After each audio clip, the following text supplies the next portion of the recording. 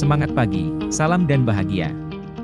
Hai Sobat Bapak, Ibu Guru Hebat, jumpa lagi bersama saya, Iputu Agus Supartama Putra, kami dari kelompok 1, CGP Angkatan 9 Kabupaten Tabanan melalui diskusi ruang kolaborasi, Modul 2, 1, memaparkan presentasi tentang bagaimana memenuhi kebutuhan belajar murid melalui pembelajaran berdiferensiasi. Perkenalkan anggota kelompok kami, yaitu, 1. I Gusti Kadesiladana, SPD, T, M, Ed, 2. Iputu Gede Anom Darmawisata, SE, 3. Made Dodi Manggala, SPD, M, PD, dan 4. Iputu Agus Supartama Putra, ST, sebagai fasilitator, Bapak Pande Gede Oka Sumiarta, dan pengajar praktik, Niputu Oka Dian Andayani. Dengan tetap mengacu pada tujuan pembelajaran, bagaimana saya dapat 1. Memvariasikan materi berdasarkan kebutuhan belajar murid saya, 2. Memvariasikan struktur, tingkat dukungan, dan tingkat kemandirian saat murid menyelesaikan tugas dan membuat produk hasil pembelajaran, 3. Memvariasikan kompleksitas atau tingkat kesulitan tugas untuk mengakomodasi murid dengan berbagai tingkat kesiapan di kelas. 4. Memvariasikan sifat produk hasil belajar agar murid dapat menyesuaikannya dengan minat mereka. Bagaimana kita bisa memberikan murid kesempatan untuk memilih bentuk ekspresi yang disukai atau yang sesuai gaya belajar mereka? Dalam sesi pembelajaran ini, saya kembali mendapatkan kesempatan untuk berdiskusi, namun kali ini bentuknya akan sedikit berbeda, karena saya tidak hanya akan berdiskusi dengan fasilitator, melainkan dengan sesama CGP. Ya, sesi kali ini disebut dengan ruang kolaborasi. Kali ini, kita akan mencoba berkolaborasi untuk mendapatkan pemahaman yang lebih dalam tentang pembelajaran berdiferensiasi. Berikut adalah kasus skenario pembelajaran untuk SMK. Pak Ceta adalah seorang guru mata pelajaran teknologi perkantoran di sebuah SMK. Ia rencananya akan melakukan sebuah pembelajaran tentang transaksi online untuk murid kelas 10 jurusan otomatisasi dan tata kelola perkantoran. Saat merencanakan pembelajaran tentunya Pak Ceta membuat tujuan dari pembelajaran yang akan dilakukan. Tujuan pembelajarannya adalah murid-murid dapat memahami ruang lingkup transaksi online dengan cermat kritis.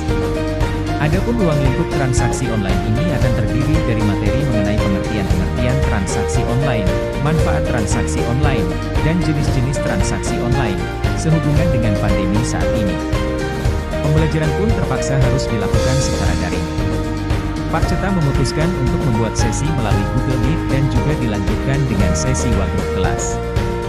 Ia membuat skenario pembelajaran sebagai berikut. Saya bersama rekan kelompok akan menganalisis skenario pembelajaran yang mengimplementasikan pembelajaran berdiferensiasi yang beragam. Kelompok saya akan menganalisis skenario pembelajaran berdiferensiasi pada jenjang SMK. Narasi skenario SMK dapat di-download pada link deskripsi.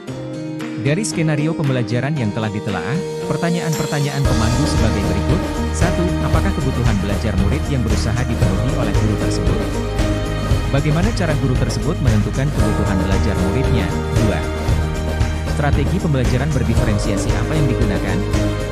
Dan 3. Bagaimana guru tersebut melakukan penilaian? 1. Kebutuhan belajar murid yang berusaha dipenuhi oleh Pak Ceta. 1. Kesiapan belajar siswa adalah kapasitas untuk mempelajari materi, konsep atau keterampilan baru. 2. Minat belajar siswa adalah suatu keadaan mental yang menghasilkan respon terarah pada situasi atau objek tertentu yang menyenangkan dan menimbulkan kepuasan diri. 3. Profil belajar siswa adalah mengacu pada cara-cara bagaimana kita sebagai individu paling baik dalam belajar. Cara guru menentukan kebutuhan belajar muridnya. 1. Kesiapan belajar siswa. Pak Ceta bertanya tentang perasaan murid saat mengawali sesi daring dan memantau siswa dengan pertanyaan singkat di grup WA-kelas. Ternyata masih ada miskonsepsi dan perlu bantuan, maka Pak Ceta kemudian menghubungi murid-muridnya tersebut untuk meminta mereka bertemu dengan Pak Ceta dalam sebuah kelompok kecil secara daring. Cara guru menentukan kebutuhan belajar murid, berikutnya. 2. Minat belajar siswa, murid-murid dibebaskan untuk membuat rangkuman dari informasi yang didapatkan dalam ragam bentuk, poster, PPT, note, mind map, agar lebih mudah dan dirasa dapat menggambarkan pemahaman mereka. 3. Profil belajar siswa. Pak Ceta menggunakan Discovery Learning di mana nantinya murid-murid akan menggali informasi sebanyak-banyaknya secara mandiri, lalu dilanjutkan dengan sesi penguatan dan menarik benang merah dari informasi yang diperoleh secara bersama-sama.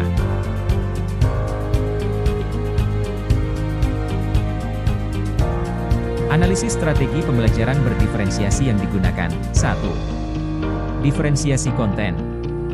Merupakan materi atau informasi apa yang akan diajarkan kepada siswa. 2. Diferensiasi proses.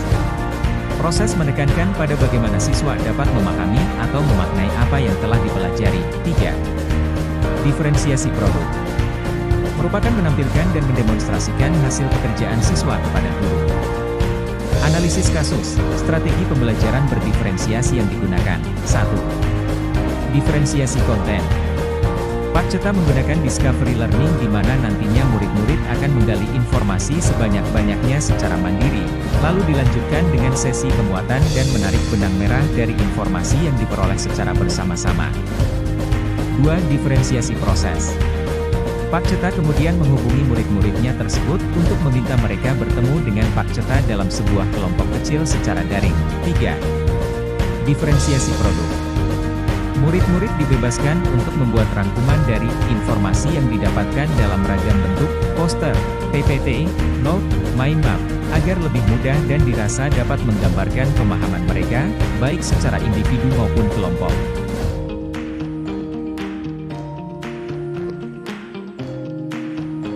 Berikut ini cara guru melakukan penilaian. 1.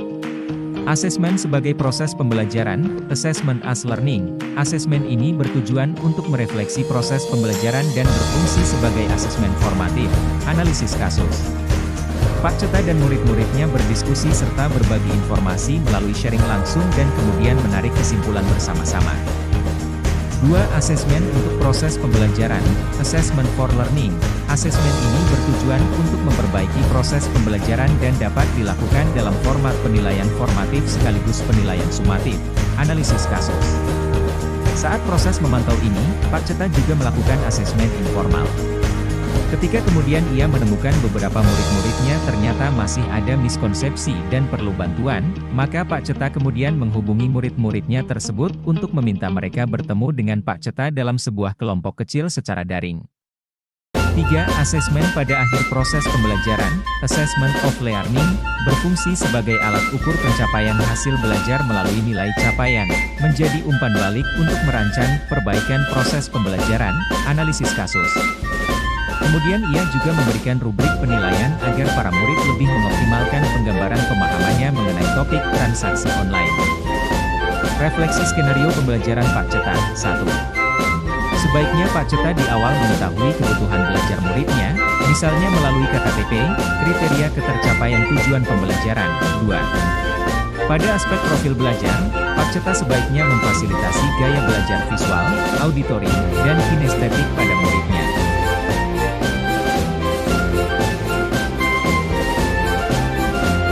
Terima kasih, semoga bermanfaat untuk kita semua. Sampai jumpa. Salam